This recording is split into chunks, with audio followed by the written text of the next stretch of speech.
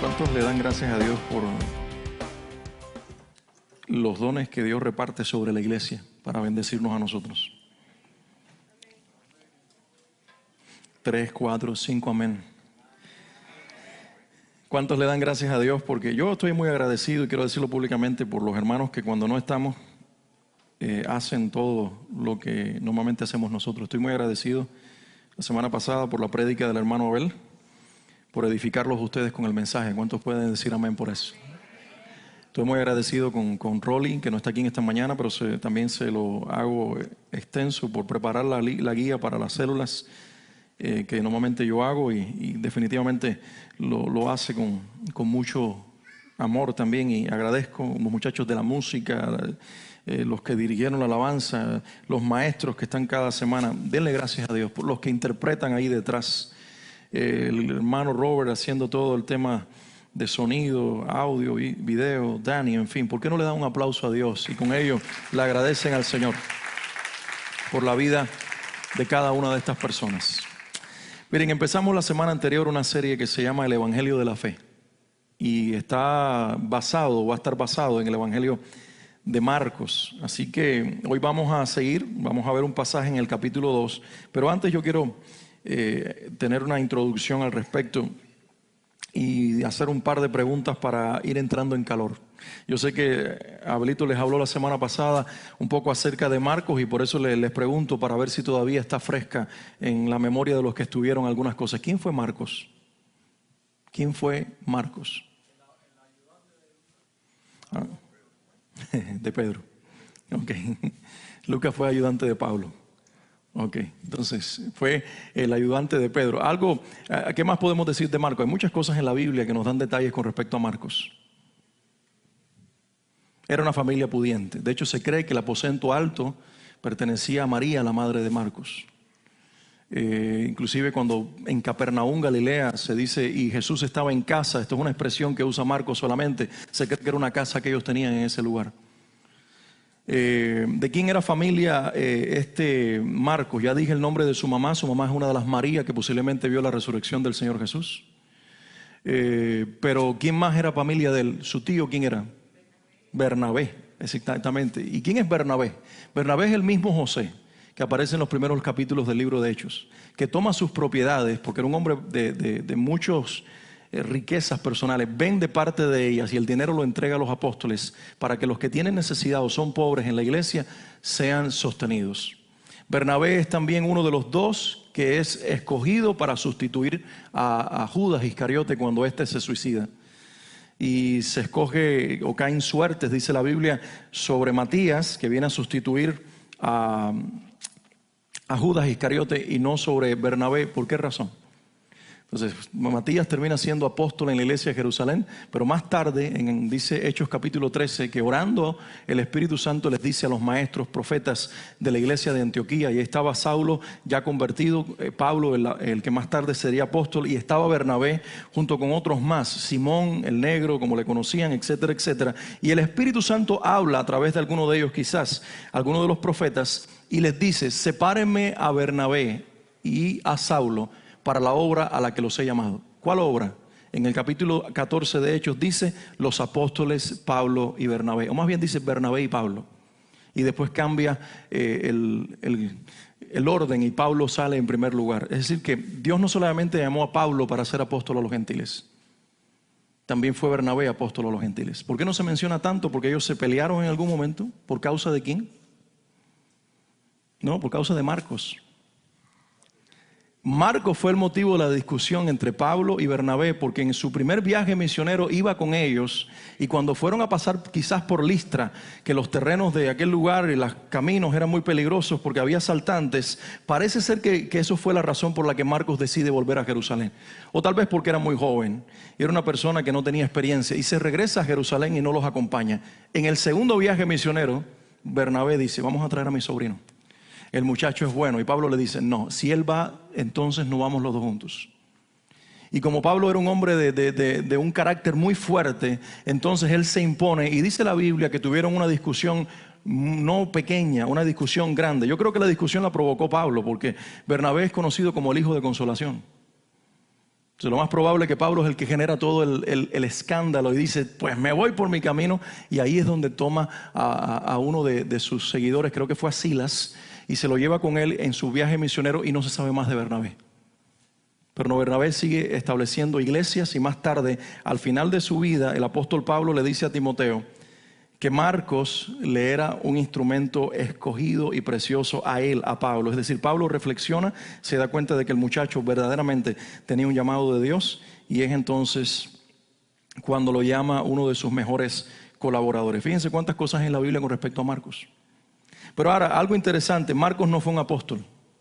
Marcos fue un cristiano miembro de la iglesia, un servidor, un miembro de los equipos apostólicos de Pablo y también de Pedro, pero nunca fue apóstol. ¿Cuántos de los escritores de los 4 evangelios fueron apóstoles y cuántos no? Les hago esta pregunta. ¿Cuántos fueron apóstoles del Señor y cuántos no? 2. ¿Quiénes fueron los apóstoles del Señor que escribieron evangelios? Pedro no escribió evangelio. Fue Juan y Mateo. Entonces, Mateo es el apóstol que escribe uno de los evangelios y Juan. ¿Y quiénes no fueron? Pues por supuesto, eso es más fácil, ¿no? Lucas no era judío, Marcos sí. Lucas era griego y era médico. Marcos era, como ya les dije, un judío joven que vivía en Jerusalén.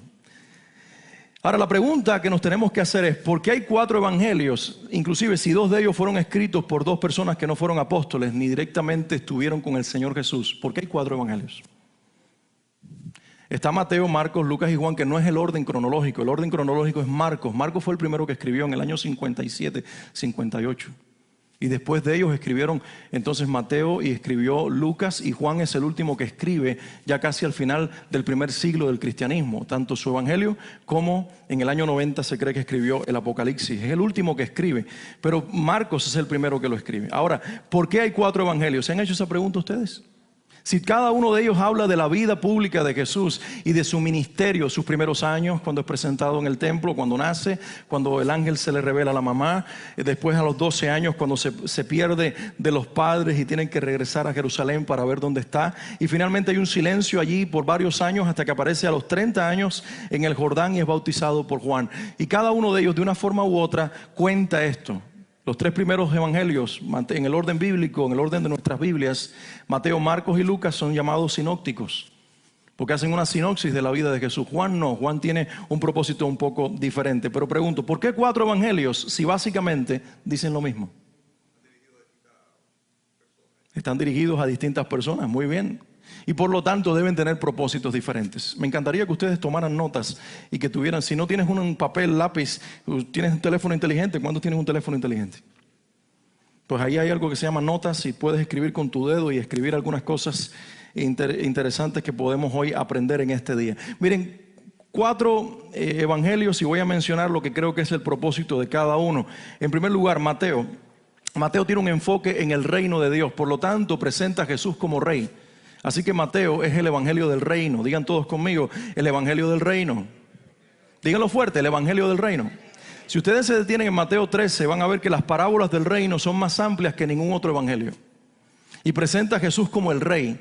¿Por qué? Porque su objetivo era que los judíos entendieran el reinado del Mesías que ellos estaban esperando. ¿Por qué crucificaron los judíos a Jesús? Porque entendieron que este no era su rey. El rey de ellos venía para quitar a Roma y sentarse en la silla real y establecer el reino de David.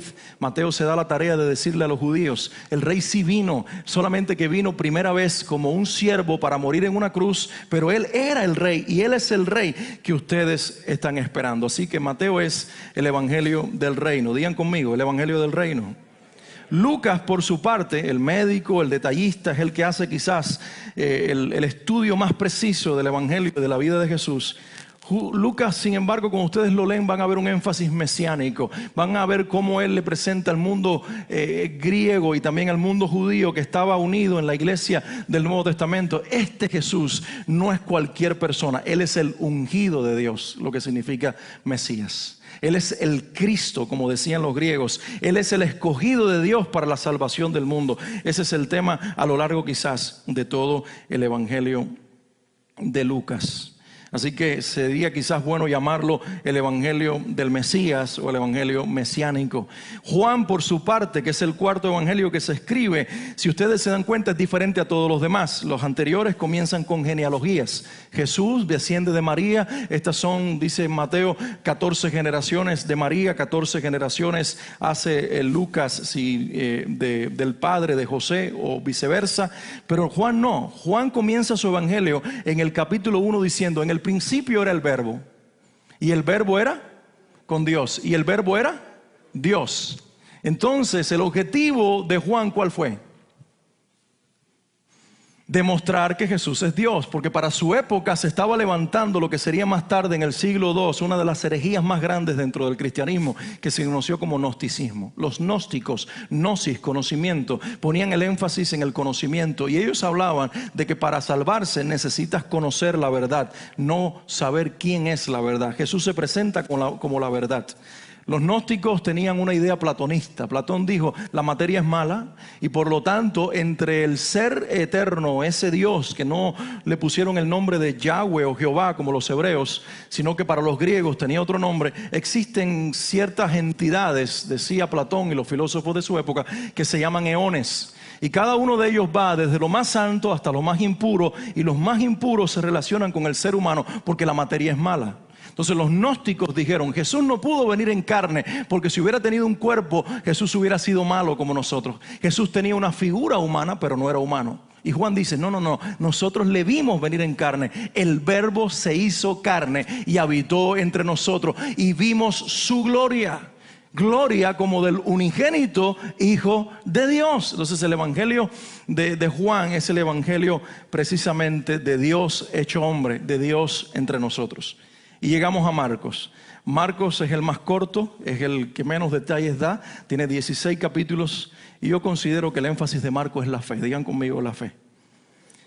Por eso es que lo he querido llamar el evangelio de la fe. Digan todos conmigo: el evangelio de la fe. Vamos, díganlo fuerte, señores. Si es temprano todavía, deben tener energías. Digan: el evangelio de la fe. Muy bien. Una pregunta más. Jesús vivió 33 años, casi 34 años sobre la tierra, según dicen los expertos. ¿Cómo vivió Jesús esos 33 años en la tierra? ¿Como Dios o como hombre? ¿Como Dios o como hombre? Era 100% Dios y era 100% hombre, pero vivió como hombre, hermanos. Y vamos a la Biblia un momentito, marquen Marcos si la tienen abierta, y vamos a Filipenses capítulo 2. Para que ustedes entiendan qué es lo que estoy queriendo decir.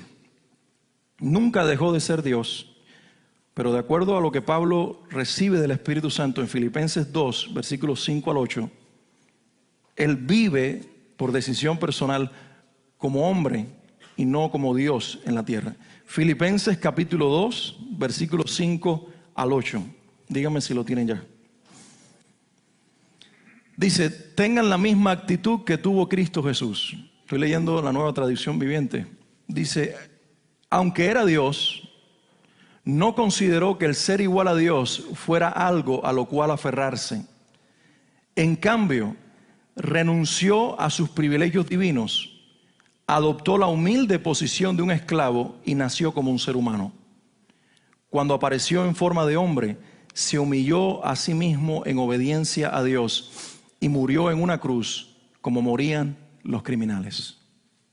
De acuerdo a lo que Pablo dice en este pasaje y muchos otros que pudiéramos mencionar, Jesús, siendo Dios, escogió vivir como hombre. Nunca, escuchen, no es que dejó de ser Dios. Él era 100% Dios, digan conmigo, 100% Dios, 100% hombre. Esa doble naturaleza nunca dejó de ser. Por el contrario, fue a partir de su nacimiento que el Hijo de Dios, la segunda persona de la Trinidad, tenía doble naturaleza. Pero Él decide vivir 33 años en la tierra como un hombre común y corriente. ¿Por qué razón? Porque lo que se necesitaba para salvar a la humanidad no era un Dios viviendo entre los hombres, era un hombre viviendo una vida perfecta. Por eso Pablo dice en 2 Corintios que Jesús es el segundo Adán. Digan conmigo, el segundo Adán. Porque Él decidió vivir como el primer Adán, que tenía una naturaleza perfecta y fue tentado por el pecado. Y Él también, con su naturaleza perfecta, ser tentado por el pecado y ver la posibilidad si caía o no como el primero, y Él no cayó. Por lo tanto, dice la Biblia que en el primer Adán, Romanos capítulo 5, en Adán todos pecamos, en Cristo todos somos vivificados. En Adán todos mueren, en Cristo todos obtienen vida. Porque el primero decidió rendir su naturaleza al pecado, el segundo decidió someter el pecado a su naturaleza.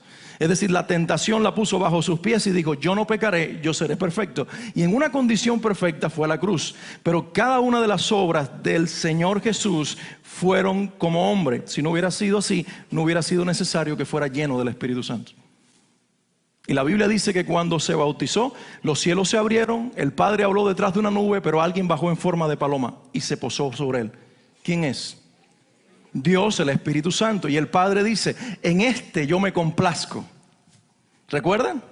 Y dice acto seguido, Mateo capítulo 4, que el Espíritu Santo lo tomó y lo llevó al desierto para que fuera tentado por 40 días por el diablo. Y Jesús, lleno del Espíritu Santo, respondió cada pregunta y terminó cada tentación del diablo con respuestas extremadamente magistrales que vinieron de la mente, por supuesto, del mismo Dios. Entonces, Jesús vivió una vida de fe, vivió una vida de hombre, vivió una vida sujetándose a su humanidad siendo Dios, para mostrarnos a nosotros que sí podemos vivir la vida que Dios diseñó en la tierra si nosotros nos sometemos al Padre como Él se sometió. ¿Alguien puede decir amén a eso que yo acabo de decir? Claro está, nosotros compartimos un par de cosas con Jesús y hay algo que no compartimos. Yo le voy a mencionar algunas cosas que compartimos con Jesús. En primer lugar, todos somos hijos de Dios, los que hemos creído en Cristo, no toda la humanidad. Me limito a los que hemos creído. Juan 1:12, ¿qué dice? ¿Se saben ese versículo de memoria? Yo les invito a que se lo memoricen. Dice que todos los que le recibieron, los que creen en su nombre, ¿en el nombre de quién? Dios les dio, el Padre les dio el derecho, y lo estoy parafraseando, de ser hechos hijos de Dios. ¿Quiénes son los hijos de Dios? Pero ¿quién es nosotros? Nosotros incluye solamente a los que hemos puesto nuestra fe en el Señor Jesús. Ninguna persona que no ha nacido de nuevo por la fe en Jesucristo puede ser llamada hijo de Dios. Es una criatura, pero no es un hijo de Dios. Los hijos nacen por la fe. Dios solamente tiene hijos que nacen por la fe. Mis hijos no son hijos de Dios hasta que no crean.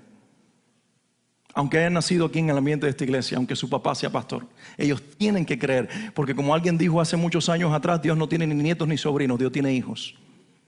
Y los hijos nacen por la fe. Los hijos de Dios nacen por la fe. Amén.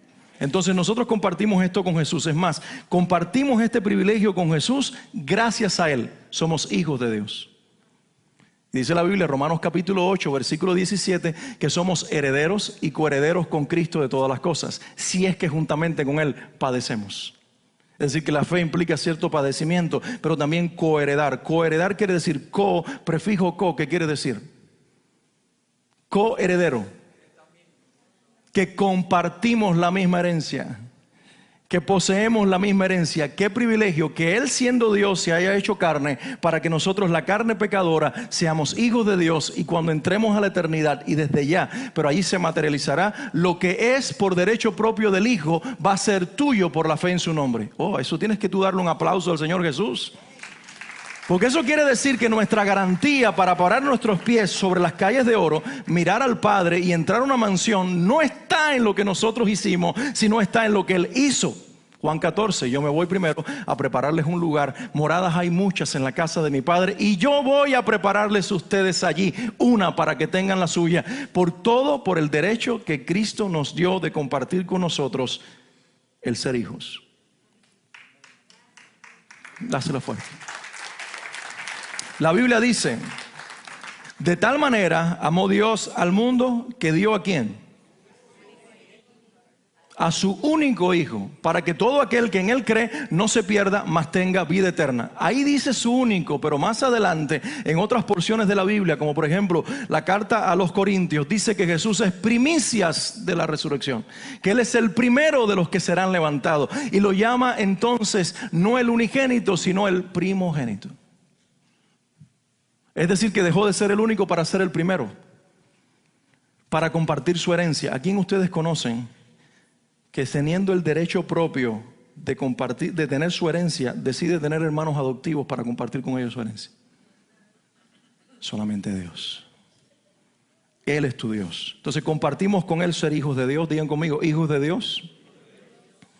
Ahora compartimos con Jesús que vivimos en el mismo mundo que Él vivió. Porque el mundo que vivió Jesús no fue el mundo perfecto de Adán y Eva. Para Adán y para Eva, y para Adán particularmente, teniendo la figura del hombre que peca, era mucho más fácil decirle no al pecado que para Jesús. Porque Adán estaba en un ambiente perfecto, donde todo había sido creado para que él estuviera bien. Tenía una naturaleza perfecta dentro de un mundo perfecto. Pero Jesús tenía una naturaleza perfecta dentro de un mundo caído. Jesús tenía una naturaleza perfecta dentro de un mundo pecador como el nuestro.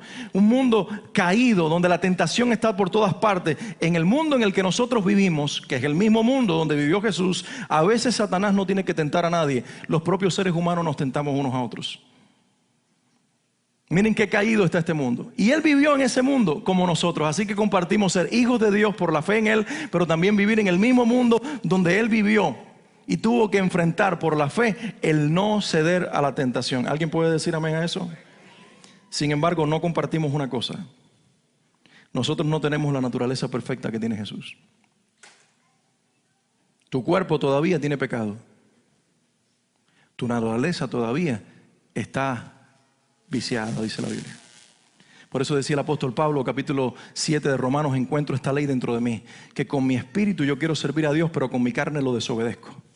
Queriendo hacer el bien a Dios, siente mi corazón ir en la dirección de Dios, pero mi carne y mi naturaleza me termina haciendo daño. Por lo tanto, nosotros somos hijos de Dios en un mundo caído como el que Él vivió, pero tenemos en contra nuestra un cuerpo que está en desobediencia. Por lo tanto, es necesario, miren ustedes Marcos capítulo 1, versículo 15, que nosotros en nuestro caminar de fe tengamos la actitud que Jesús dice aquí en este versículo. Marcos 1, 15. No es el pasaje que hoy vamos a entrar, pero quiero leérselos un momentito. ¿Lo tienen allí? Dice, por fin ha llegado el tiempo prometido por Dios, anunciaba Jesús. El reino de Dios está cerca. O como dice la versión del 60, el reino de Dios se ha acercado. Y dice luego, arrepiéntanse de sus pecados y crean la buena noticia. Digan conmigo, arrepentimiento y fe.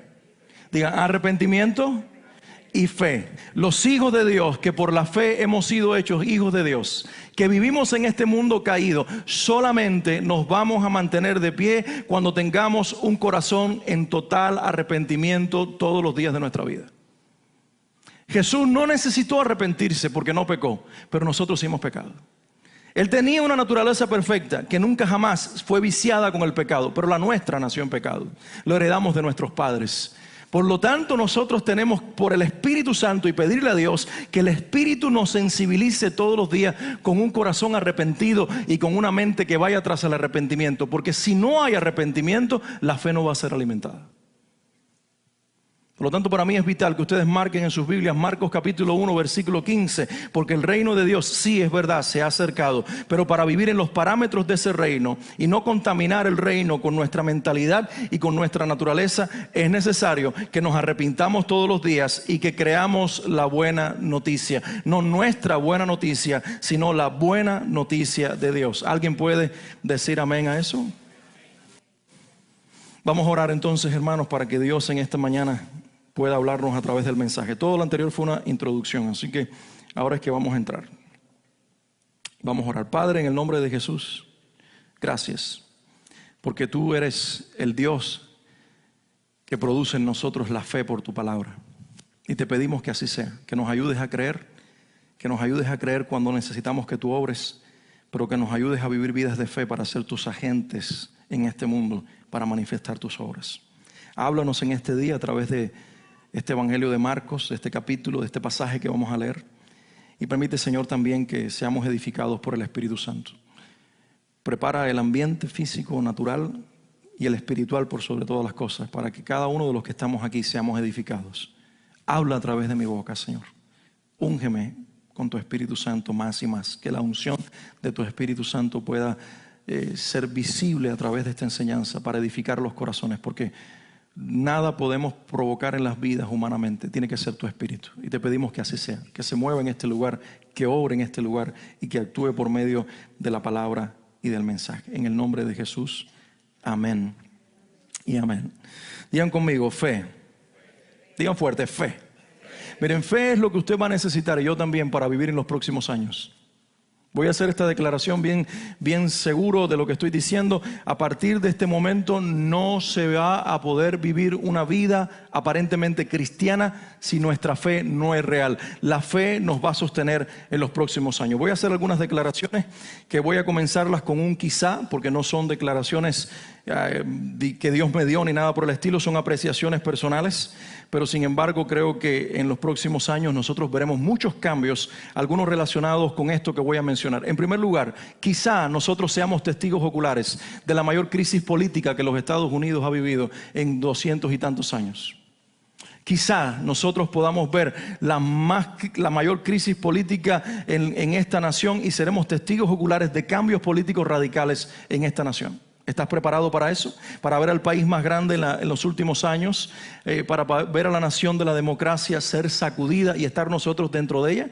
Bueno, entonces te propongo que para eso tienes que tener fe. Quizá nosotros seremos testigos de la caída económica más grande que desde el año 2008 la nación ha vivido. Quizá en los próximos meses y en el próximo año nosotros veremos tal vez una debacle económica y una caída económica en la nación americana que va a remover los cimientos de esta nación.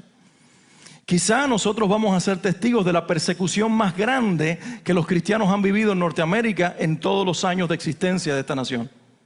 Tu fe va a ser puesta a prueba. Vas a tener que decidir si realmente te identificas como un cristiano o sencillamente te mueves hacia atrás y niegas en quien ha creído. Algunos cristianos cubanos de algunos años atrás saben de lo que yo estoy diciendo, cuando su fe fue perseguida y tuvieron que mantenerse de pie para decir yo creo en Cristo, pase lo que pase. Y tal vez ya estamos siendo testigos, y lo vamos a hacer mucho más todavía, de la más grande apostasía o retroceso en la fe que el pueblo cristiano en Norteamérica y en el mundo occidental ha vivido por décadas. Muchos van a negar la verdadera fe y van a crear una fe que sea cómoda y que sea aceptable tanto en lo político como en lo social. Para sostenernos en ese momento de la historia en el que quizás ya estamos entrando, se va a necesitar que estemos anclados a la fe verdadera, la fe del Evangelio. No tu propia fe, no la fe positivista que te invita a hacer declaraciones, no la fe que te dice que hagas declaraciones que se van a hacer realidad, sino la fe bíblica. Digan conmigo, fe bíblica. Digan, la fe de Jesús. ¿Y cuál es esta fe? Yo tengo 3 sugerencias. ¿Algunos de ustedes están anotando? Bueno, voy a decir 3 cosas con respecto a la fe bíblica. En primer lugar, la fe bíblica es concreta. Digan conmigo, concreta. Es decir, la fe bíblica solamente cree en Dios. La fe que está por ahí afuera en el mundo es ambigua. Tú no te das cuenta en quién se está creyendo. Simplemente te invitan a creer. Cree, pero ¿en quién o en qué? La Biblia nos enseña a creer en Dios y solamente en Dios. Y para creer en Dios y solamente en Dios, yo tengo que creer su palabra, no los inventos de los hombres, su palabra. Entonces la fe bíblica es concreta, le cree solamente a Dios. La fe bíblica es práctica, no es sensorial ni es esotérica, es práctica. Digan conmigo, práctica. Jesús fue la persona de fe más grande que el mundo ha visto y fue la persona más práctica que existió. Por eso desafió a los religiosos de su época. Tu fe que te va a sostener tiene que ser práctica y no sensorial. No es la forma en que pongas tus manos, ni el color de tus ojos, ni si miras los ojos en blanco, ni si balbuceas algunas palabras inteligibles o que no tienen traducción. Lo que te va a producir a ti mayor espiritualidad es creerle a la palabra de Dios y vivir en estos principios. Eso es fe. Creer que esto todavía vale para este tiempo y mantenerse en esos principios es la fe bíblica que sostiene. Así que la fe bíblica, digan conmigo, es concreta, solamente cree en Dios, Es práctica, por lo tanto no es mística, no es sensorial, no es esotérica. Y también es integral. Digan conmigo, integral. ¿Qué quiero decir con que la fe bíblica es integral? Bueno, que implica creer. Cuando hablamos de fe bíblica, hablamos de creer. ¿Creer en quién? Creer en Dios y creer a su palabra. La fe bíblica es convicción, es estar convencido que lo que Dios dijo hace siglos atrás es verdad todavía hoy y de aquí nadie me moverá. La fe bíblica es la fe de aquellos hombres en la arena del circo romano, cuando el César les daba la oportunidad de arrepentirse y ellos, en lugar de decir salve el César, ellos decían creo en Jesús y eran devorados por las fieras. La fe bíblica es convicción, digan conmigo, convicción. La fe bíblica es integral porque además de creer y de ser convicción, también es entrega, digan entrega. Y por supuesto es determinación y es obediencia. Todo esto es fe. Cuando tú dices fe, es una palabra muy amplia. De hecho, en algunas traducciones, en algunos pasajes, cuando se habla, por ejemplo, en Gálatas 5 del fruto del Espíritu, dice, mas el fruto del Espíritu es amor. ¿Y el siguiente? El fruto del Espíritu es amor, gozo, paz, benignidad, bondad, fe. Pero algunas versiones dicen fidelidad. Porque la fe se entrelaza con la fidelidad. Porque la fe implica obediencia. Porque la fe implica determinación. Y cuando tú tienes esta clase de fe, tú vas a ser fiel a Dios y a su palabra. No fiel a ti mismo, no fiel a ti misma. A Dios y a su palabra. ¿Estás listo para vivir esta clase de fe? Pregunto. ¿Alguien puede decir amén? ¿Estás listo no para vivir la fe ambigua y rara que vive este mundo, sino la fe de Dios, la que está en la Biblia? Bueno, yo quiero invitarte que por varias semanas nosotros seamos anclados a esta fe. Y hoy quiero invitarles que en Marcos capítulo 2 leamos los primeros 12 versículos, porque hay una historia de fe ahí precisamente en el segundo capítulo. Cuando Jesús sana a un paralítico, es una historia que ustedes conocen muy bien.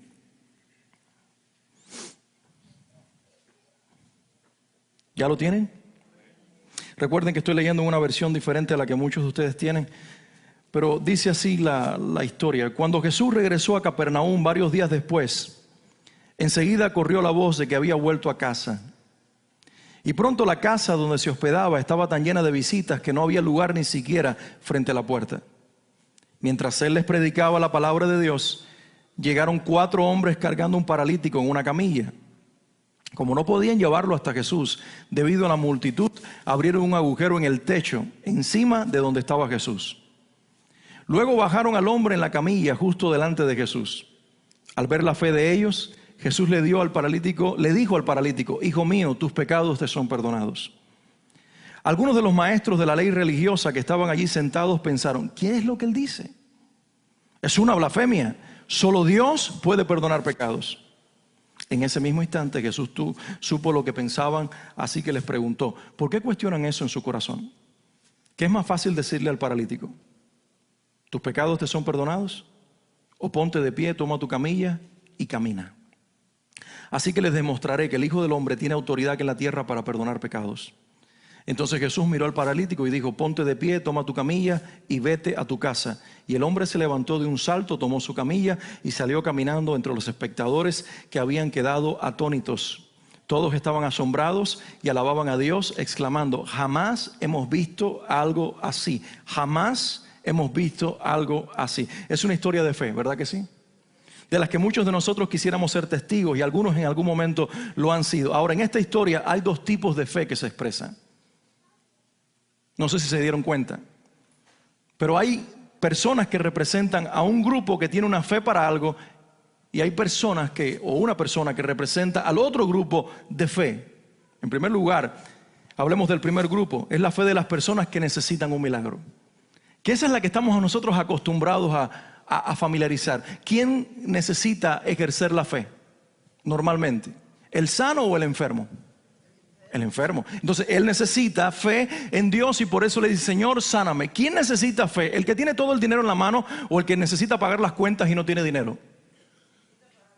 Entonces, ese tipo de personas, el enfermo, el que tiene deudas sin poder pagar, el que está en estrechez económica, el que necesita que un pariente se convierta, el que necesita algo en todo el sentido amplio de la palabra, está aquí representado en el grupo de los 4 amigos con el paralítico en la camilla. Ellos y él particularmente necesitan tener fe y ponen toda su fe porque necesitan una intervención divina de parte de Dios. El segundo grupo está representado por una sola persona y es Jesús.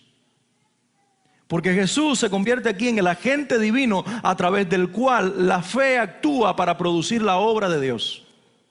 Y eso es algo que muchas veces nosotros no vemos. Y yo quiero que hoy nosotros entendamos, vamos a ver las características de estas 2 clases de fe para entender que en algún momento nosotros estaremos en la silla del que necesita el milagro, pero Dios quiere usarte todos los días como hijo e hija de Dios para ejecutar el milagro, para tocar el corazón de una persona. ¿Alguien puede decir amén a lo que yo estoy diciendo? No diga amén si no lo cree, si todavía no lo ha procesado, no diga no, todavía no, pastor, porque no estoy de acuerdo con lo que tú estás diciendo. O todavía no he entendido lo que tú estás queriendo decir. Quédate ahí, retén tu amén. Pero entiende, hay 2 grupos aquí representados. El primero es la persona o las personas que necesitan un milagro. Porque aquí el milagro no solamente lo necesitaba un hombre paralítico, sus amigos también. Imagínate, los 4 cargan la camilla. Si tú tienes que cargar todos los días a un paralítico para todas partes, ¿tú no quisieras que este hombre fuera sanado? Además lo ves sufrir. Y lo ves allí retorcerse tal vez hasta en sus propios dolores o en su miseria humana. Quieres un milagro. Los 5 necesitaban el milagro. Pero está Jesús, que es el agente divino. Entonces, ¿qué caracteriza a cada uno de estos tipos de fe? Digan conmigo, la fe para recibir el milagro de Dios. Los versículos del 1 al 5 nos dicen que esta es la fe de los amigos. Y quiero que lo leamos una vez más. ¿Ok? Dice, cuando Jesús regresó a Capernaum varios días después, enseguida corrió la voz de que había vuelto a casa. Y pronto la casa donde se hospedaba estaba tan llena de visitas que no había lugar ni siquiera frente a la puerta. Mientras él les predicaba la palabra de Dios, llegaron. ¿Quiénes llegaron? Dice, 4 hombres cargando a un paralítico en una camilla. Llegaron los 5 fantásticos, ¿no? Son 4, ¿no? Dice, llegaron 4 hombres cargando a un paralítico en una camilla. Y dice, y como no podían llevarlo hasta Jesús, debido a la multitud, abrieron un agujero en el techo encima de donde estaba Jesús. Luego bajaron el hombre en la camilla justo delante de Jesús. Y al ver la fe de ellos, Jesús le dijo al paralítico, hijo, tus pecados son perdonados. A ver la fe de ¿cuántos? De los 5. Porque si a mí me van a bajar por el techo, yo les digo, no lo hagan. Porque en el camino me va a virar la camilla y me voy a despetroncar. Entonces no solamente voy a ser paralítico, sino que también voy a tener los brazos partidos y la cabeza así. Y me voy a quedar peor de lo que estaba. No lo hagan. Él tuvo que creer que ellos iban a hacer el trabajo preciso y que valía la pena que lo expusieran a ese peligro para bajarlo ante Jesús. Y cuando llega Jesús viendo la fe de ellos, de los 4 que están arriba y del que está colgando delante de él, entonces le dice, hijo, tus pecados te son perdonados. Esta clase de fe es la fe para recibir milagros. Cuando uno necesita que Dios intervenga, debe tener la característica y debe tener la fe de estos hombres, de los 5. Entonces, ¿qué características vemos en este pasaje que nos enseña la fe de ellos? En primer lugar, es una fe que supera obstáculos. Anótelo allí. Es una fe que supera obstáculos, porque cuando ellos llegaron a la casa, yo me imagino que antes de llegar, 2 cuadras antes, escuchaban el murmullo. Porque una casa abarrotada y la gente está por fuera, ¿ustedes creen que la gente estaba callada? Había 2 o 3 que decían, no me empujes. El otro decía, ¿qué peste hay aquí? Un montón de conversaciones, ¿no? ¿Qué calor hay en este lugar? No había aire acondicionado. El otro decía, debe haber habido murmullos, o la gente exclamando porque Jesús está diciendo cosas que están tocando su corazón, o han ocurrido milagros que tal vez no son dichos en esta historia, pero que ya seguramente alguien había recibido la vista, o había escuchado por primera vez, o había hablado que nunca había podido hablar, o había sido liberado de un demonio, o sencillamente había sido salvado para la eternidad. Y cuando ellos llegan a ese lugar, confirman sus temores. La casa está llena, todas las entradas están abarrotadas. No tenemos acceso a donde está Jesús. Si pensábamos entrar por la puerta, que es la entrada lógica, está abarrotada. Las ventanas también. ¿Qué podemos hacer? Miren, está el techo. ¿A quién se le hubiera ocurrido abrir un orificio en el techo? Al que tiene fe. Porque la fe te hace abrir puertas donde no hay. La fe te hace entrar por donde no hay entrada. La fe te hace entender que tú puedes pasar por los lugares donde otros no pasan, porque la fe supera obstáculos. Eso es lo que dicen los primeros versículos 3 y 4 específicamente. Ellos subieron al techo, ellos removieron. ¿No se imaginan que cuando ellos están removiendo aquellas tejas de barro había ruido en el techo? Y que la gente podía haberles dicho, nos están interrumpiendo, Jesús no puede predicar por causa de ustedes. ¿Se imaginan eso ahora aquí ahora mismo? Un ruido en el techo. ¿Qué harían ustedes? 4 o 5 ujieres subirían, le darían 3 palos a los tipos y 4 paralíticos más hubieran terminado. Porque están molestando el culto. Pero no sucede. Ellos se exponen a superar los obstáculos. Ellos bajan la camilla. Ellos están haciendo algo que otra persona no hubiera hecho. Porque la fe nos da audacia. Y solamente seremos audaces cuando seremos puestos en la encrucijada de la vida. Cuando o creemos o creemos. ¿Has estado ahí alguna vez? Cuando la única opción que tienes es creer. En ese momento tienes que ser audaz. Y todos te podrán decir, estás loca, estás loco. Eso que piensas, eso que haces, eso que dices, eso que estás camino a hacer es una locura. Piénsalo 3 veces. Sí, es verdad, es necesario pensar muchas veces, porque a veces pensamos cosas que son de fe y no lo son. Sin embargo, cuando la fe viene de parte de Dios y tienes la confirmación de su Espíritu, de su palabra y del propio Señor, supera los obstáculos, porque esa es la fe que encuentra el milagro de Dios. En el versículo 4 en particular nos dice que la fe es inoportuna. La fe en ocasiones tiene que ser inoportuna. Digan conmigo, inoportuna. ¿Qué más inoportuno que abrir un hueco, un hoyo, un orificio en el techo, interrumpir una reunión de esa clase y bajar a una persona en una camilla? ¿Qué tal si en ese momento Jesús le está invitando a una persona a repetir la oración de fe? Repita usted conmigo, Señor Jesús, y ahí cae una camilla. Algunos pueden decir, mira lo que acabas de hacer. Acabas de interrumpir que un ser humano o varios se salven. Y tú con tu camillita. Pero cuando tú necesitas un milagro, tú no piensas en las consecuencias. Se vuelve inoportuna tu fe. Y a veces es necesario que lo sea. Porque si comienzas a mirar todos los cuadros y a mirar todas las posibilidades y a mirar lo que puedes producir con tu acción de fe, entonces lo que va a ocurrir es que nunca tendrás el resultado. Tiene que ser inoportuna. Y en tercer lugar, la fe de estos hombres no fue egoísta.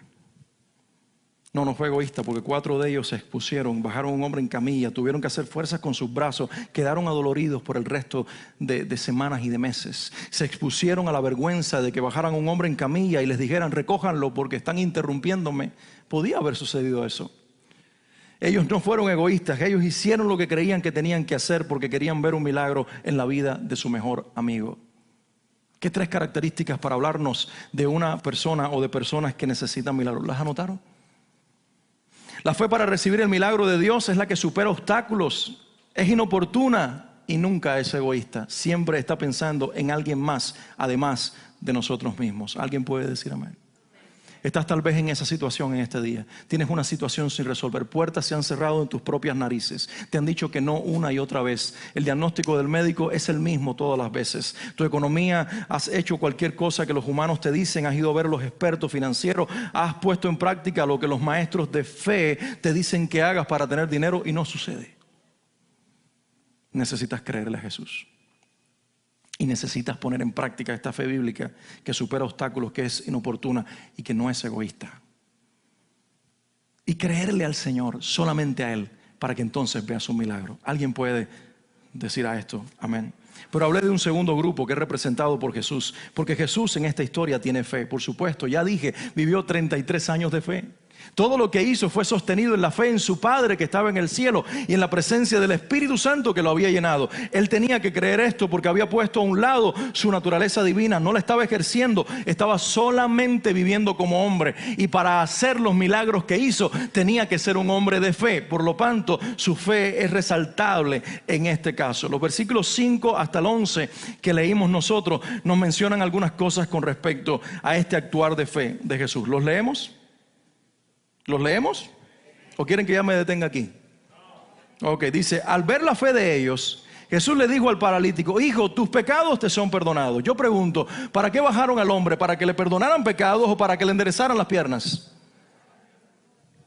Después responderemos por qué dijo esto entonces. Versículo 6. Algunos de los maestros de la ley religiosa que estaban allí sentados pensaron, ¿qué es lo que dice? Es una blasfemia, solo Dios puede perdonar pecados. En ese mismo instante Jesús supo lo que pensaban, así que les preguntó. Digan conmigo, supo lo que pensaban. No era un místico, no era un telépata, era un hijo de Dios que era el hijo de Dios recibiendo la revelación del Espíritu que se manifestaba en él, llenando su vida. Y les dijo, ¿por qué cuestionan eso en su corazón? ¿Qué es más fácil decirle al paralítico? ¿Tus pecados te son perdonados? ¿O ponte de pie, toma tu camilla y camina? ¿Qué es más fácil? ¿Es más fácil decir tus pecados te son perdonados? ¿O levántate y anda? Desde el punto de vista humano, que es lo que ellos querían ver, es mucho más fácil decir tus pecados te son perdonados. Pero desde el punto de vista del cielo, es mucho más fácil decir levántate y anda.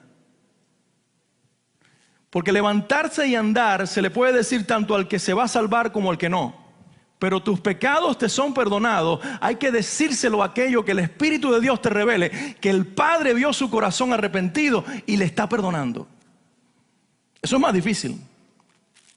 Pero como los hombres queremos pruebas y queremos tener realmente señales delante de nosotros, Jesús entonces le dice, para que ustedes vean que el Hijo de Dios sí tiene el poder de perdonar pecados, ponte de pie, toma tu camilla. Así que te demostraré que el Hijo del Hombre, dice Jesús, versículo 10, tiene autoridad en la tierra para perdonar pecados. Miró al paralítico y le dijo, ponte de pie, toma tu camilla y vete a tu casa. Este Hijo de Dios está expresando su fe para ejercer los milagros y para ser un agente de Dios de maneras muy poderosas. En primer lugar, Jesús en el versículo 5, en la segunda parte de ese versículo, le dice al hombre, hijo, tus pecados te son perdonados. Digan conmigo, tus pecados son perdonados. ¿Saben qué está diciendo Jesús aquí? Él está declarando que su fe es una fe clara y precisa, que entiende, reconoce cuál es el más importante de todos los milagros.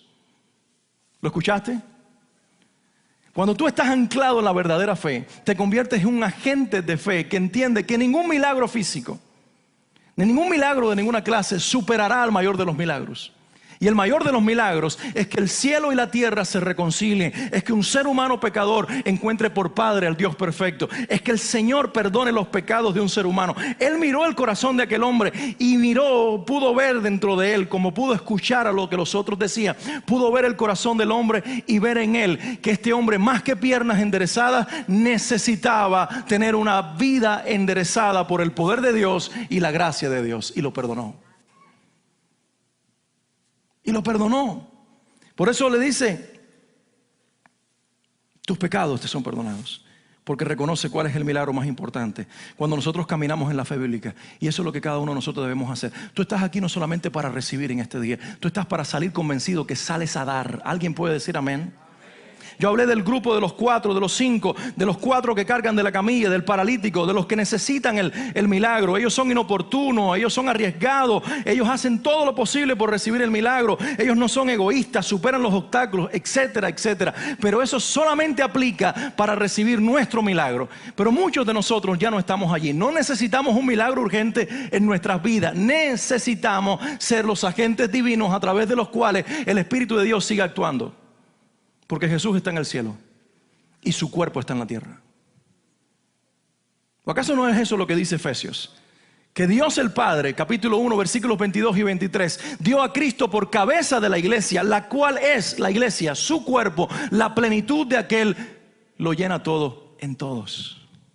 Lo que está diciendo es que el pleno Cristo que sanó a los enfermos, que liberó a los endemoniados, que trajo vida y salvación a las personas, ahora opera a través de un cuerpo invisible, pero también visible, compuesto por seres humanos de carne y hueso, hombres y mujeres de distintas razas, de distintos trasfondos, que somos tú y yo, y que por la fe en su nombre y el caminar en Él y creerle a Él y tener su espíritu, ahora podemos salir a ese mundo afuera y tener la sensibilidad para cuando Él nos dirija, orar por una persona, hablarle a una persona y ser el agente divino para que a través de nuestra fe Dios actúe. Entonces Dios quiere que salgas de este lugar entendiendo eso, que no viniste solamente a buscar un milagro, que saldrás de este lugar como un instrumento de Dios para traer el reino de Dios a la tierra. Marcos 1:15, el reino de Dios se ha acercado, el reino de Dios está cerca, por lo tanto arrepiéntanse y conviértanse en el evangelio para que el reino venga a vivir en ustedes y ustedes lo manifiesten en esta tierra. No un reino político, no un reino de mejoras sociales, no un reino que haga reformas políticas. Tal vez sea necesario que algunos cristianos estén allí, pero entendamos, nuestro reino no trabaja en las políticas, trabaja en los corazones. Y nuestro reino le va a dar un golpe certero al diablo cuando despoblemos el infierno y poblemos el cielo. Pero para eso hace falta gente llenos del poder de Dios, gente que tenga la fe de Cristo. Y permítame entonces seguir describiendo esta fe. Dije que en primer lugar es la fe que reconoce cuál es el milagro más importante, la salvación. Pero miren también el versículo 6 y 8. Ahí se nos dice que esta fe nos permite escuchar la voz del Espíritu Santo. Lo dice allí. Porque cuando estos hombres dijeron en sus corazones, nadie habló audiblemente, ellos dijeron, ¿quién es este? ¿Quién es este para perdonar pecados? Esto es una blasfemia lo que este hombre está diciendo. Cada uno calladito así, con cara de espirituales. Pero por dentro están juzgando a Jesús. Y el Espíritu Santo le dice, ellos te están juzgando. Y ellos dicen que tú no eres el Hijo de Dios. Y ellos dicen que tú no puedes perdonar pecados. Porque dice la Biblia, si usted leyó junto conmigo y leyó detenidamente, miren lo que dice el versículo 6 en adelante. Los maestros de la ley religiosa que estaban allí sentados pensaron, ¿qué es esto que dice? Ellos no hablaron, ellos lo pensaron. Fue en sus mentes, es una blasfemia, solo Dios puede perdonar pecados. En ese instante mismo Jesús supo lo que pensaban. ¿Por qué lo supo? ¿Porque era un brujo? ¿Por qué lo supo? ¿Porque era un místico? ¿Por qué lo supo? ¿Porque era un telépata o tenía habilidades psicológicas para manipular las mentes de las personas? Lo supo porque tenía al Espíritu de Dios. Y la Biblia nos dice que un don del Espíritu es el don de ciencia o de conocimiento, que revela los pensamientos de los corazones. Y los hijos de Dios tenemos que entender que el Señor quiere revertir a su pueblo con esta capacidad para leer corazones y entender la condición de cada uno. No para chismear de la condición de las personas, pero sí para confrontarlos con su destino eterno. Porque lo que Jesús está haciendo aquí es poniéndolos entre la espada y la pared. Mientras ustedes me juzgan como que no tengo poder y como que blasfemo en nombre de Dios, ustedes se están separando de la eternidad revestidos de religiosidad. ¿Y cuántas veces ustedes aquí juzgan la obra de Dios? Yo estaba aquí parado un día y algunos lo saben, algunos jóvenes, porque cuando les pregunté por esas personas, ellos quedaron callados y me dijeron, no queremos decirte lo que pasó. Yo dije, sí, yo sé fue lo que pasó. Y pasó esto y esto y esto y esto. Y me dijeron, ¿cómo tú lo sabes? Porque me lo dijo el Espíritu de Dios. Mientras estaba así de espalda en este lugar, el Señor me dice, esas personas están juzgando la manera en la que ustedes adoran. Están criticando lo que ustedes hacen. Me viré y pude identificarlos. Y después le pregunté a los muchachos.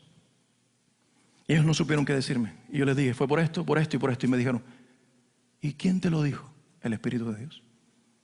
Porque todavía nosotros pensamos que Dios es mudo. Necesitamos al Espíritu Santo que nos hable. Y eso a mí me impresiona cada vez que Dios me dice algo de las personas. Y me quedo callado. Y me pongo a orar. Me pongo a orar porque realmente entiendo que lo bueno y lo malo que está sucediendo en cada uno de nosotros no es para que nosotros lo juzguemos, es para que Dios lo juzgue. Pero Dios te puso en la tierra como un agente. Tú tienes que ser lleno del Espíritu Santo. Y ser lleno del Espíritu Santo implica que escuchas la voz del Espíritu Santo. No se puede vivir un caminar de fe sin que la persona que vive dentro de ti te dirija los pasos. Y te lleve su palabra y te ilumine la palabra. Yo les estoy predicando a ustedes hoy, no porque armé un mensaje con mi capacidad humana. Yo no tengo capacidad humana. Y pensarán que esto es falsa modestia. No, es real. Yo no puedo preparar un mensaje. Yo tengo que, cuando abro la Biblia, yo digo, Señor, ¿y para qué me metiste en esto? Así le dije esta semana. Ahora no sé qué decir de Marcos ni de la fe. Se los confieso. Pero entonces dije, voy a hacer lo que sé hacer. Señor, esta es tu palabra. ¿Qué tú quieres decir? Permíteme ver lo que tú quieres decir. Y surgió todo esto. Porque esta es su palabra. Y nosotros no podemos enseñarla de nosotros mismos. Yo no puedo pararme aquí a hablar de mí mismo, ni enseñarles de mis conocimientos, porque mis conocimientos son humanos. Yo tengo que hablarles lo que el Espíritu les quiere decir a ustedes. Y el Señor me muestra esto y se los dejo saber a ustedes, que es necesaria una iglesia que sea obediente a la voz de Dios. Tienes al Señor dentro de ti. Y no ser místicos y no confundirnos con voces. No, hay que ser muy maduro, hay que entregar muchas cosas, hay que renunciar a mucho de nosotros mismos, hay que creerle mucho a la Biblia para que entonces se alinee el pensamiento y la voz de Dios a tu corazón y lo puedas escuchar a Él. No, porque entonces después dice, y vi un dragón de 4 cabezas que estaba detrás del pastor y le cortamos la cabeza al dragón y seguimos predicando. No estoy hablando de esas cosas, estamos hablando de entender de verdad el mensaje de Dios y de escuchar lo que Él te está diciendo, porque vivimos en una sociedad demasiado encerrada en sí misma, que solamente piensa en recibir, y Dios nos puso en este mundo para dar. Entonces la fe que es esencial para ser un agente divino en esta obra de producir la obra de Dios en la tierra, tiene que tener la capacidad de escuchar la voz de Dios. Ya Jesús había visto un corazón, te perdono los pecados porque veo tu corazón. Y ahora escuchó la voz, ellos te están juzgando. Y les dice, ¿y por qué ustedes dicen que yo no puedo perdonar pecados? ¿Por qué cuestionan eso en su corazón? ¿Qué es más fácil decirle al paralítico? Tus pecados te son perdonados, o ponte de pie, toma tu camilla y camina. Y cuando entonces en el versículo siguiente, mirando al hombre a los ojos, le dice, ponte de pie, toma tu camilla y vete a tu casa. ¿Saben lo que está diciendo Jesús con esa pregunta que les lanza y con esa declaración que le lanza al paralítico más tarde? Jesús está diciendo, ustedes cuestionen todo lo que quieran, yo sé quién soy. Entonces la fe del Hijo de Dios que nosotros debemos vivir es una fe que afirma la identidad espiritual que tenemos en Cristo. Alguien tiene que decir amén a eso.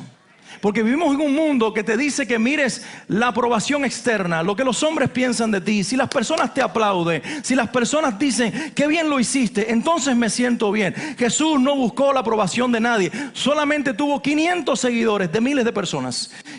500 seguidores, dice Pablo cuando habló de la resurrección. 120 eran los que estaban en el aposento, pero ni uno estuvo prácticamente frente a la cruz. Juan, semi escondido, estaba entre las mujeres y él le dice, mujer, ahí tu hijo, el único que quedó. Me imagino que se la confió porque más nadie fue. Más nadie fue. Entonces si él buscaba la aprobación de los hombres, en realidad se perdía, porque los hombres no nos pueden, los seres humanos no nos pueden dar la identidad que tenemos en Cristo. Yo no les predico para agradarlos a ustedes. Es más, sé que algunos se incomodan a veces cuando predico. No hacemos nada para agradarlos a ustedes, lo hacemos para edificarlos. Porque entendemos que un llamado de Dios es para edificar la iglesia, pero de todo corazón no afirmo mi identidad en ustedes, porque muchos me han dicho, ay pastor, ¿cómo predicas? Y ya aprendí que cuando la gente dice eso, mañana se van de la iglesia.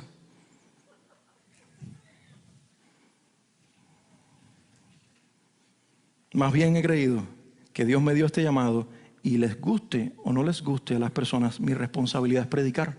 Jesús lo hizo así. Y eso le costó la cruz. Pero bendita cruz, porque eso nos ganó a nosotros la salvación. Eso nos ganó a nosotros la salvación. Entonces Jesús se para aquí en su identidad y le dice a esta gente, miren, para que sepan que soy un hijo de Dios que puedo perdonar pecados, tus pecados te son perdonados. Y tú dices, eso no aplica conmigo, eso aplica con Jesús. No, eso aplica a nosotros también. Si no, lee tu Biblia. Mateo capítulo 18.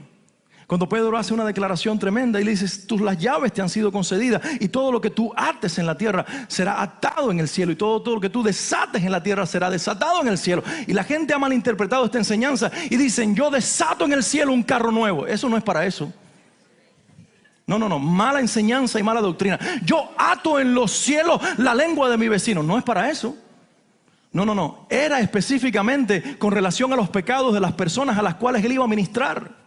Era atar los corazones a la justicia de Dios y desatarlos del pecado, o viceversa. ¿De dónde saco eso? Juan capítulo 20, versículo 23. En la resurrección Jesús se acerca a los discípulos y les dice, y a quienes ustedes les retengan los pecados, les serán retenidos en el cielo, y a quien ustedes les perdonen los pecados, les serán perdonados en el cielo. ¿Cómo es posible eso? Lo que hace falta son hijos de Dios que caminen en una relación con el Señor, para que no anden estableciendo juicios equivocados, ni para que anden llamando a personas salvas porque repitieron una simple oración. Necesitamos tener al Espíritu Santo que nos dé el discernimiento para probar los espíritus y saber quién es de Dios y quién es no. Y aún así nuestra humanidad va a estar limitada. Pero si el Señor dijo que la iglesia lo haría a través de esta declaración, la iglesia de Dios lo puede hacer. Nuestro mensaje ata los corazones a Dios y los desata del pecado. Y esto no es solamente para los pastores. Tenemos que quitar esa mentalidad de clero y laicado, de los ungidos y los que vienen a recibir. Todos hemos sido ungidos por el mismo Espíritu Santo. Todos somos agentes del mismo Dios. Todos podemos salir a ministrar el mismo mundo en el que nosotros estamos, pero necesitamos llenarnos de Dios. Tú quizás no puedas salir así como estás, que no sabes lo que la Biblia dice, que no hablas con Dios, que no escuchas la voz de Dios, que no te arrepientes de tus pecados, que hace tiempo que no confiesas, que dices que te vas a morir como naciste. Tú mejor no ores por nadie. Te tienes que arrepentir primero. Y tienes que dejar que tu corazón sea transformado. Y tienes que dejar que tus ojos sean transformados, y tu mente y tu vida, para luego entonces, bajo la dirección de ese Espíritu Santo, que no te vuelve altanero, sino por el contrario, te vuelve humilde, dejar que Él se manifieste y su gloria sea vista a través de ti. No para tu aplauso, ni para tu gloria personal, sino para la gloria de Cristo. Y esta fe que Jesús manifiesta también nos permite reconocer cuándo es el momento oportuno de proclamar un milagro. Miren ustedes el versículo 10 y el versículo 11. Dice: así que les demostraré que el Hijo del Hombre tiene autoridad en la tierra para perdonar pecados. Entonces Jesús miró al paralítico y le dijo: ponte de pie, toma tu camilla y vete a tu casa. Y el hombre se levantó de un salto, tomó su camilla y salió caminando entre los espectadores, que habían quedado atónitos. Todos estaban asombrados y alababan a Dios, exclamando: jamás hemos visto algo así. ¿Ustedes creen que todas las veces que Jesús quiso hacer esto, lo pudo hacer? ¿O que esto de sanar a los enfermos era algo así como que hay 10 paralíticos ahí, sanos todos? Jesús fue al estanque de Betesda. Estaba repleto de enfermos y solamente sanó a una persona. ¿Por qué? Porque dice él mismo que todo lo que hacía lo recibía de su Padre. La iglesia ha cometido el error de pedir cosas y de reclamar cosas que Dios no quería contestar. Y hemos dejado de pedir cosas y de pedirle al Señor que manifieste a través de nosotros milagros y acciones que Él sí quería hacer, porque no tuvimos el discernimiento para pedirlo. Es decir, la fe que Dios quiere implantar en nosotros es una fe que está anclada a la persona del Señor. La fe que estamos aprendiendo y que vamos a aprender en esta semana no es la fe que me permite pedir todo lo que yo quiera con la esperanza y en anhelo de recibirlo. No, la fe que vamos a aprender en esta semana lleva mi corazón rendido a la persona de Dios y a Él. Y cuando yo me rindo a Él, comienzo a pedir lo que Él quiere que yo pida, para recibir lo que Él quiere que yo reciba. Alguien tiene que entender esto. Porque tus oraciones que son contestadas no fueron aquellas caprichosas que tú oraste, fueron las que oraste que el Espíritu Santo puso en tu corazón. Cuando mi sobrino, que hoy tiene 18 años, nació, su nombre es David, de apellido Rey, y le pedí al padre, que era un ateo y es un ateo todavía, le préstame acá a tu hijo. Como él no lo iba a hacer, yo sabía que alguien tenía que hacerlo. Lo tomé en los brazos y dije: Señor, el nombre que este niño lleva es el nombre de un adorador. Yo te lo consagro y te pido que tú le des capacidad para tocar instrumentos y que él te sirva con la música. El niño tenía 2 años y lo que quería era un piano de regalo y jugaba con la música.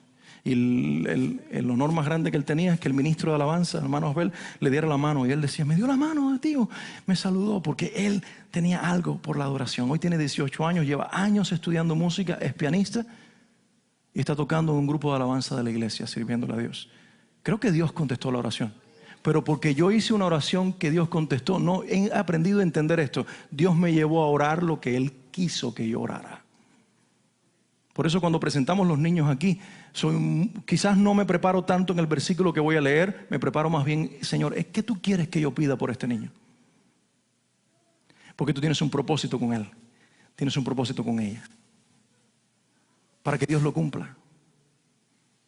Y cada uno de nosotros debemos entender eso. Señor, ¿tú quieres que esta persona sea sanada? ¿Sí o no? Como me decía una persona decepcionada, hablando acerca de un gran evangelista argentino que batalla con demonios y demás, el doctor Anacondia, y dice: le llevé a mi padre enfermo a Anacondia, y cuando fue a orar por él se estremeció y dijo: perdóname, no puedo pedirle a Dios que lo sane. ¿Y por qué? Usted que mire, dice que sanó a aquel paralítico que está caminando. Sí, pero Dios me dijo que su papá, él se lo quiere llevar. Se dio media vuelta y se fue. El hombre salió llorando de aquel lugar, su fe por el suelo, y a la mañana siguiente su padre estaba muerto. Porque hay veces que Dios quiere que se lleven nuestros seres queridos, no los quiere dejar. Y tú tienes que aprender cómo orar y cuándo orar y no transmitir una falsa fe a las personas. Escuchar la voz del Espíritu Santo para ser un agente de Dios y entender lo que Dios quiere hacer, porque Él es soberano por sobre todas las cosas. Y entender este principio y esta verdad y esta naturaleza de Dios, caminamos en las manos de un Dios soberano, no le resta poder, por el contrario, lo manifiesta sin que éste se dañe. Desde los más jóvenes hasta los más ancianos que están en este lugar, todos calificamos para dos cosas en este día. Para recibir un milagro si nuestra necesidad urgente es como la de aquellos 4 amigos y su amigo paralítico, y que el Señor intervenga en nuestras vidas. Arriesga todo lo que tienes y créele a Dios. Y si Él pone en tu corazón que Él lo va a hacer, ve adelante hasta que lo haga. Ve adelante hasta que lo hagas. Y eso siempre me impresionó de esa muchacha que está ahí detrás, de Yexenia. Cada vez que no podía tener un hijo. Y yo mismo la desmotivé y le dije, adopta. Y hablé en mi propia humanidad. Y ella siempre dijo, yo creo que Dios me va a dar un hijo. Después de 13 intentos. Creo que es la cuenta, ¿no?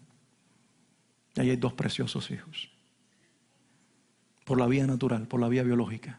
Porque gracias a que ella creyó más allá de nosotros, ella tiene lo que creyó. Porque ella sabía que Dios le había dicho que tendría hijos. Si Dios te dijo, cree. Ahora, si Dios no te dijo nada, cállate calladito. Pero cuando Dios te diga algo, por eso es que es necesario caminar en fe. Y caminar en fe no es declarar lo primero que me venga a la lengua y a la boca. Y yo creo que yo voy a ser millonario. Todo el mundo hoy en día declara eso. Y que yo voy a vivir un penthouse en Brickell. ¿Y qué tal si no, mi hijo? Que vas a seguir en Kendall en un apartamento de una sola habitación. Y ahí Dios te quiere hacer feliz. Digo, no tengo nada en que prosperes, en que camines, en que tengas. Pero tenemos que entender que la felicidad no está en el tamaño de tu casa, ni en el tamaño de tu cuenta. Y que Dios tiene propósito con personas específicas. A algunos de ustedes Dios les va a dar mucho. A otros no le va a dar eso. Le va a dar otras cosas. Tal vez no te va a dar todo el dinero que tú esperabas, pero vas a ser muy próspero en otras áreas y vas a ser muy bendecido en otras áreas y vas a tener una familia muy sólida y vas a tener una familia muy bendecida y vas a tener un ministerio que las personas respeten. Y dime tú, ¿eso no es mejor que tener el dinero? Pero quizás Dios quiera a lo otro, darle el dinero, la familia y todo lo demás. Tú lo que no puedes es resentirte, es creerle a Dios y darle gracias porque Él es soberano y Él da como Él quiere. Y cuando tú tienes esta fe, tú vives tranquilo. Y te desenfocas de ti y comienzas a ejercer la fe a través de la cual Dios va a realizar cosas en las personas más allá de ti mismo por su poder y por su gracia. ¿Alguien puede decir amén a eso? Vamos a terminar ya. El versículo 12 del pasaje, miren cómo termina. Lo hemos leído ya varias veces, pero quiero que lo leamos una vez más. Dice, y el hombre se levantó de un salto. Digan, se levantó de un salto. Imagínense, ustedes cuando leen se imaginan las cosas, yo me imagino las cosas. Por eso quizás me gusta leer, porque cuando leo no veo solamente letras, veo a un hombre saltando, que tomó su camilla. Antes tomaban la camilla para acostarlo a él y él era dependiente de su camilla. Resulta que la camilla depende de él. Ustedes no se dan cuenta de la imagen aquí. El hombre se levanta de la camilla, da un salto, agarra la camilla y le dice, ajá, tú me tenías, ahora te tengo. Aquí algo cambió. Tomó su camilla y salió caminando entre los espectadores. ¿Para dónde iba? Para la puerta. Ya él recibió lo que quería. Salió entre los espectadores que habían quedado. ¿Cómo quedaron los espectadores?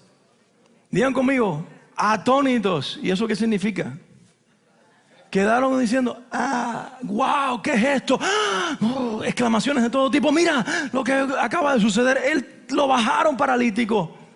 Esto no es Steven Spielberg, esto no es Disney, esto es real, lo conocemos. No es que él le pagó a estos 4 hombres para que fingieran que traían un paralítico. Lo conocemos, en este pueblo todo el mundo se conoce. Este es el paralítico de la esquina, al que le di 5 pesos la semana pasada. Devuélveme los 5 pesos, que ya tú no lo necesitas. Ya tú no necesitas eso, ahora tú puedes trabajar con tus propias manos. Entonces todo el mundo está atónito allí, todo el mundo está lleno de esa experiencia que se genera cuando Dios se mueve. Hoy yo anhelo en eso para nosotros en este lugar. Y anhelo que tú vengas contando lo que te pasó en la semana. No solamente por la parálisis de la vida de un cuerpo que miren, en esta semana les cuento una experiencia para que ustedes vean que Dios obra como Él quiere. Venían las compras del supermercado en la mano y las levanto así, tenía como 7 bolsas aquí y levanto la puerta de atrás del van que tengo, y cuando lo voy a hacer así el dedo se me traba, se me fue para atrás y toda esta mano, el tendón aquí, el músculo se me dañó y tenía todo esto aquí inflamado. Entonces Suani me tuvo que poner una venda y en la noche me pongo a ver a un predicador que está predicando una predicación grabada de hace tiempo, un hombre que jamás había escuchado, simplemente estaba diciendo algo que quería escuchar, un tema particular con respecto a algunos pasajes de la Biblia. Y cuando el hombre está hablando acerca de la palabra de Dios, de momento dice, hay una persona que le duele el dedo así, mire, por aquí. Que tuvo una contusión en el dedo y hizo así hacia atrás, exactamente. Dice, ahora Dios te está sanando. Mire, me quité. Bueno, ustedes se dan cuenta que estoy sano porque mira cómo le hago al dedo. Dios me sanó la mano, se quitó la inflamación, mi esposa es testigo. Okay. Es más, ayer me caí con mi hijo en los brazos. Me dañé todo esto y todavía digo, mira, caí. La mano me la apoyé así atrás completo, como que Dios dice, te vas a caer porque toda la semana he estado haciéndome así. Porque ustedes no saben, ustedes dudan. Yo tengo una madre que me enseñó la fe y un padre que era un ateo, entonces yo lucho con eso. Yo lucho con eso. Y yo le digo, ¿de verdad lo hiciste, Señor? De verdad, se los digo, parece juego, pero así me pongo a ver si de verdad me sale un dolorcito para probar que no pasó nada. Porque hay un incrédulo dentro de mí. Y me caí con mi hijo. Y lo protegí a él. Y me di aquí, me di acá y me di acá. Y ayer regresé a mi casa todo desbaratado. Pero el brazo está bien. Como que Dios me dijo, te voy a romper todo lo demás para que tú sepas. Todo lo demás. Para que tú te des cuenta que eso te está funcionando bien. Entonces así es Dios. Entonces miren ustedes cómo dice aquí. Todos estaban asombrados. Digan asombrados. Y alababan a Dios, exclamando, jamás hemos visto algo así. ¿Qué fue lo que ellos vieron? Vieron un milagro. Vieron un paralítico caminando. Es más, nosotros en nuestra época, con toda la ciencia y todo lo que los médicos hacen caminar a las personas, si ahora mismo un paralítico se levanta aquí, nosotros también vamos a decir, ¡ah! ¿Qué es esto, Dios mío? Y una gritería aquí tremenda. Porque no hay orden cuando Dios hace un milagro. Hay gente que no le gustan los gritos. Cuando hay un milagro, la gente grita. No, es que no, ¿por qué saltan? Cuando a alguien le quitaron la parálisis, salta. Y a algunos de ustedes les quitaron la parálisis del alma y están paralizados por fuera. Y están juzgando lo que saltamos. Sí. Entonces tienes que entender, procesa esto. Algo ocurrió en aquel lugar, pero ¿saben por qué ocurre? Les voy a decir por qué. Porque hay dos clases de fe que se mezclan. La fe del que necesita el milagro y la fe del que le cree al Padre para que a través de él manifieste el milagro. Para que ocurra esto, se necesitan reunir estas dos clases de fe. ¿Cuántas veces han llegado aquí personas necesitando que Dios actúe? Pero ninguno de nosotros tuvimos la fe para que Dios obrara a través de nosotros. Y eso lo digo con mucho dolor. Y yo oro al Señor que levante una iglesia de gente que llegue aquí el domingo y que viva fuera la semana preparados para ser agentes de Dios y dejarse usar por el Señor. Y que cuando estemos aquí en el culto, en el momento de la alabanza, Suani estaba orando, y si el Espíritu Santo te dice, ora por esta hermana y ora por este hermano, hazlo. Aunque tú le pidas por el chichón o por el juanete y no sabes que a lo mejor lo que le duele es el brazo, a lo mejor te equivocas hasta por lo que estás pidiendo. El Espíritu Santo dice que endereza tu oración en el cielo. Lo que hace falta es alguien que en la tierra crea y que pida. Así de loco a veces son las cosas con Dios. Pero es necesario que se una la fe de alguien que necesita un milagro con la fe de alguien que está convencido para qué nació y para qué existe. Me encantó algo que en el servicio en memoria de la abuela de Wendy dijo nuestro pastor Homero, hablando acerca de vivir sabiendo que quizás ya es tiempo de morir. Y él dijo, lo único que me sostiene para vivir es saber el propósito que tengo. Y si usted quiere vivir bien el resto de su vida, sepa el propósito que tiene. Y yo le tengo que decir amén a eso. Yo tengo 38 años. Algunos de ustedes dirán, estás todavía joven. Sí, pero no vale la pena vivir con todo lo bello que es la vida, los hijos y la familia, si uno no sabe cuál es su propósito. Discúlpeme, yo me levanto todos los días y le doy gracias a Dios por mi familia, por mis hijos. Quiero seguir vivo. Le digo, Señor, dame 100 años de vida, porque yo sé cuál es mi propósito.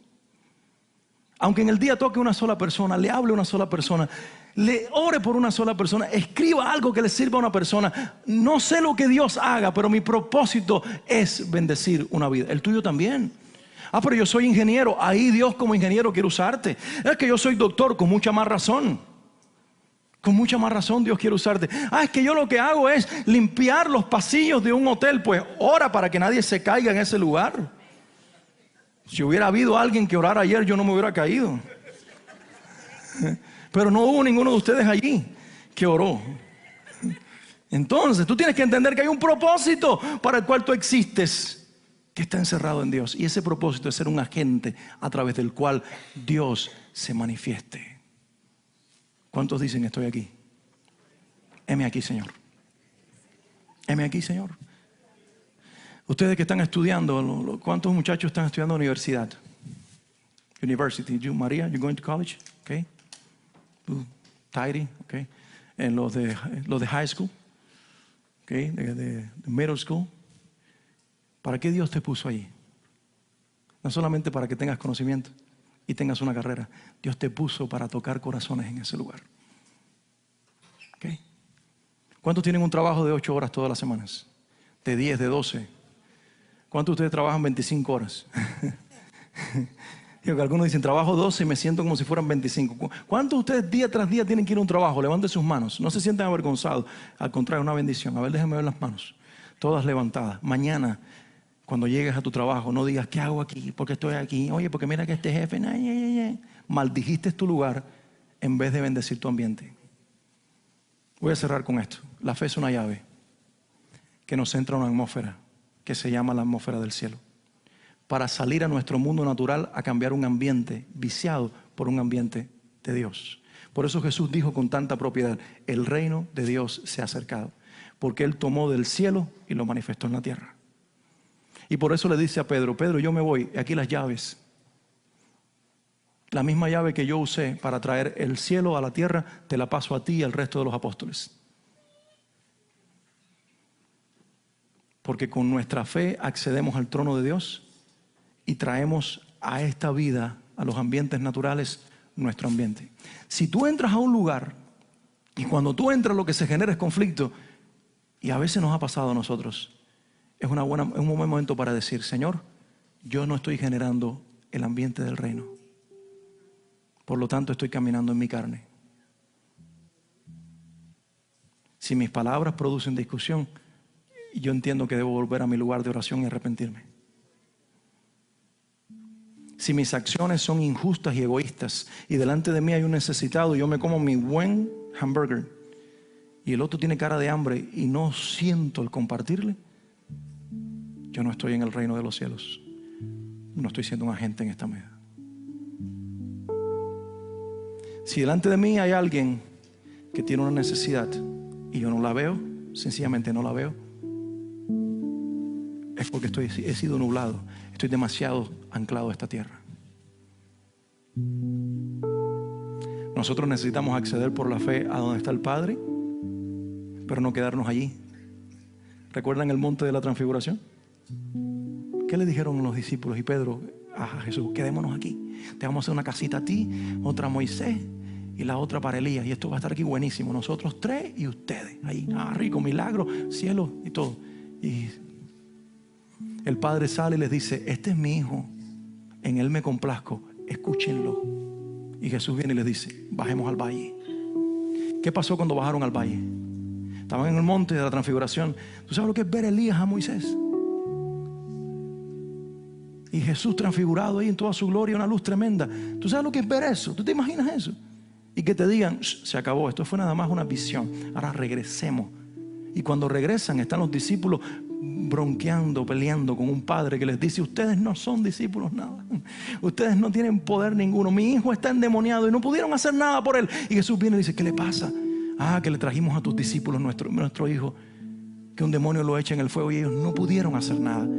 Y Jesús le dice al demonio, sal de él, libera al niño. Y luego dice, hombres de poca fe, no pudiste hacer esto.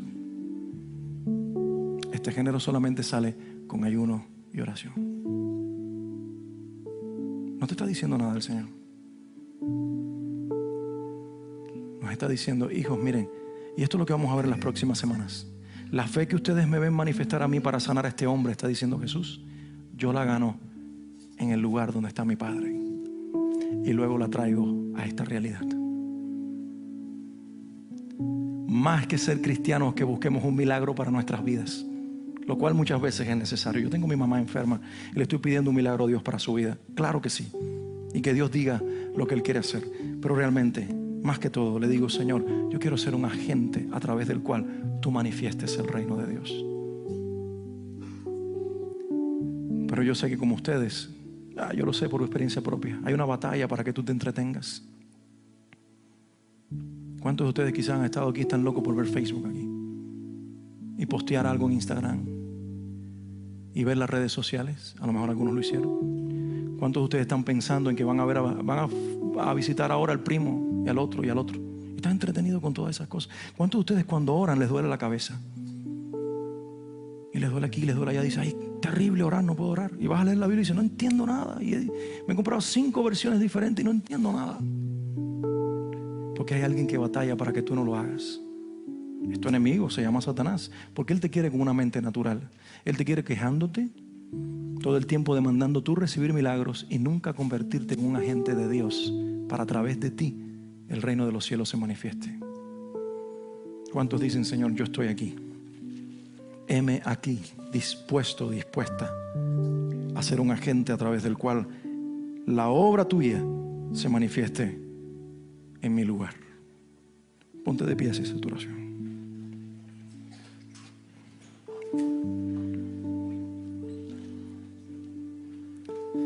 Ese es el primer llamado que quiero hacer en este día.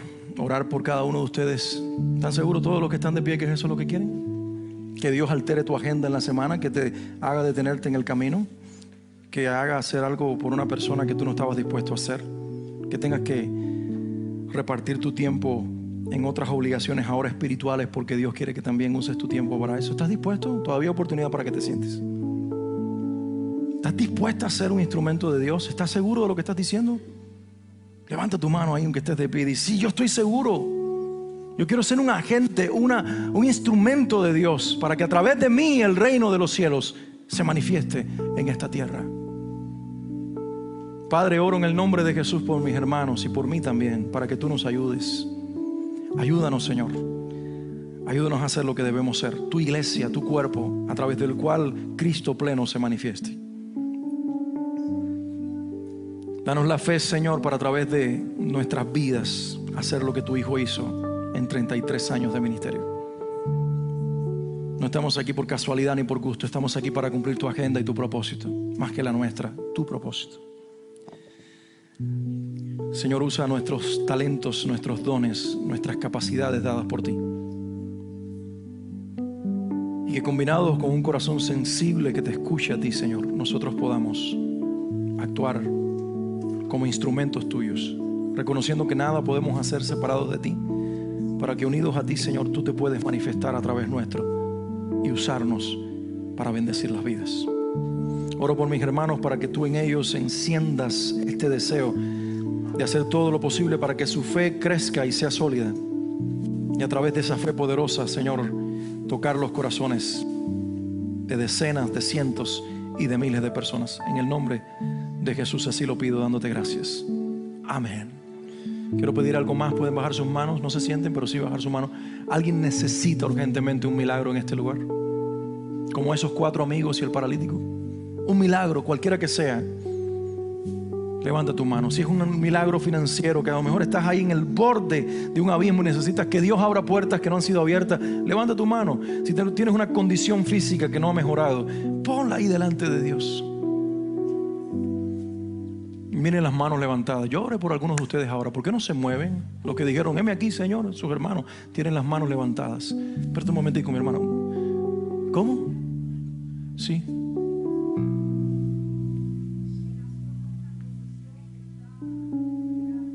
Desahuciada.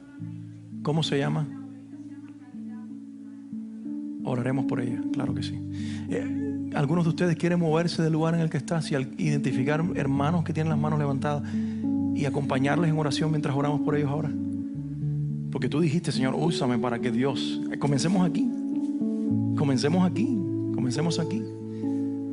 Ve y abraza a alguien que está con las manos levantadas. Qué bueno que viniste al frente, pero no es necesario que vengas al frente, pero qué bueno, Dios te bendiga. Oraremos por ti también. Abraza a alguien, comienza a orar en lo que yo me preparo para orar por cada uno de ustedes. Comiencen a orar ustedes, si somos el pueblo de Dios y tenemos el mismo espíritu. Y que Dios te muestre lo que está necesitando. Yo veo 2 manos levantadas allí, nadie está orando por ellos. Mi hermano tiene una mano levantada aquí, este hombre. ¿Alguien puede venir y orar por él? Alguien puede venir y decirle: Señor, bendice a este hombre, cualquiera que sea su necesidad. Dios te va a escuchar.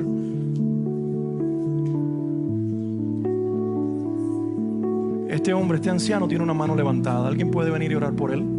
Lo vemos cada semana aquí en la iglesia. Hoy él tiene una necesidad de Dios. ¿Alguien puede venir y orar por él?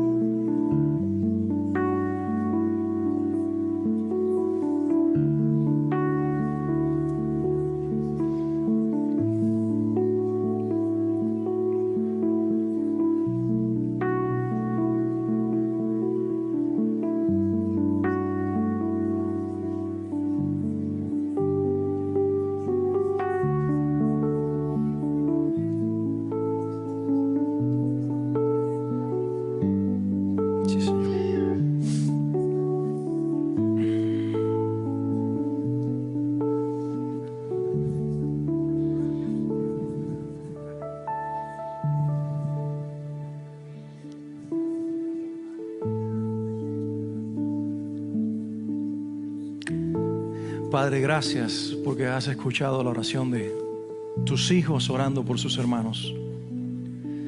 Gracias porque cada petición que ha sido puesta delante de ti, Señor, ha sido escuchada. Tú conoces las situaciones de cada persona en este lugar. Tú vas a enderezar las oraciones que han levantado tus hijos. Y tú vas a actuar conforme a tu preciosa voluntad, haciendo lo inimaginable en la vida de ellos. Te damos gracias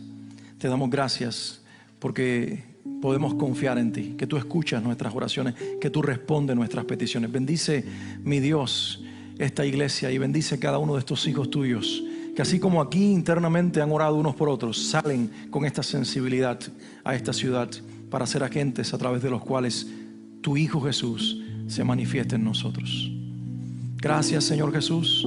Escucharemos lo que tú haces en la vida de cada uno de estos que hoy levantaron sus manos, las cosas que cambiarás en los próximos días, las cosas que establecerás de una manera preciosa. Gracias porque algunos recibirán aún lo que no pidieron. Tal vez pidieron por trabajo y oportunidades y tú les regalas inclusive orden en su vida familiar. Gracias, Señor. Gracias. Gracias, amado Dios. Algunos están pidiendo por una sanidad física y no se dan cuenta que tú les estás sanando primero algo en el alma, que fue la causa de la enfermedad física. Bendícelos, mi Dios.